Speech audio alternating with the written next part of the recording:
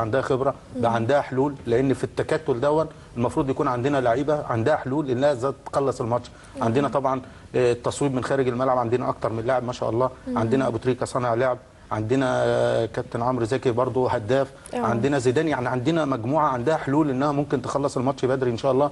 والجون ده لو جه بدري ده بيوتر لعيبه الجزائر وبيدي لعيبه مصر دفعه قويه انها تجيب الجون الثاني، لان لو جبنا الجون الاولاني فالماتش معلق على هدف سهل جدا ان احنا ان شاء الله نجيبه باذن الله، وباصرارنا وعزيمتنا من بدايه المباراه ان شاء الله نركب المباراه زي ما احنا بنقول. تمام، لو ركبنا المباراه من البدايه وعندنا اصرار وعزيمه، ودي طبعا بتبقى نابعه من داخل اللعيبه دي اللي بتنقل الصوره لجماهيرها، واللي طبعا مش الجماهير اللي في الاستاد بس، اللي مصر كلها 80,000 يعني 80 مليون نسمه بيتفرجوا على هذه المباراه ان شاء الله. ربنا في حاجه عجباني قوي كابتن طارق من خلال اللقطات اللي بنتابعها مع طاقم العمل، الحقيقه ان الجماهير موجوده وبكثره لكنها نفس اللي احنا قلناه، ده شيء جميل. يعني الاعلام والله مؤثر جدا، ولما يعني بيوجه بالشكل الجميل بيكون في استجابه. يعني احنا قعدنا نتكلم على النقطه ديت، ان لابد ان يكون التشجيع مع تدريبات الاحماء عشان ما نضيعش مجهودنا، لابد ان يكون الهتاف من لحظه نزول الفريق المصري الى الملعب، لكن كل ده دلوقتي لقطه طارق على الفنان سعد الصغير، وايضا جنبيه الداعيه خالد الجندي. طبعا رايحين من الساعه 1 ولا 1:30، ده شيء جميل.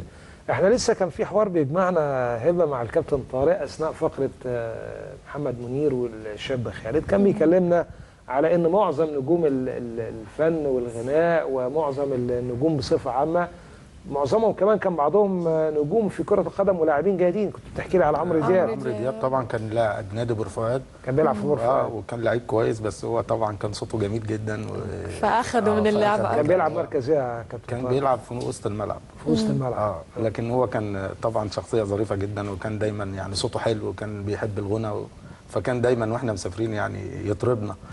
فهو اتجه طبعا للفن وربنا وفقه وبقى نجم من نجوم الفن في مصر. عايزين نقول في نجوم كتير قوي يا هبه كانوا نجوم كرة قدم.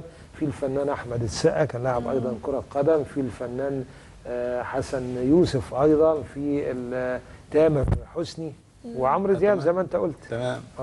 يعني واضح من ان هم طبعا ما بيجي لهم افلام بيعملوا كنترول، بيبان على فكره ان هم طبعا كانوا لعيبه كوره.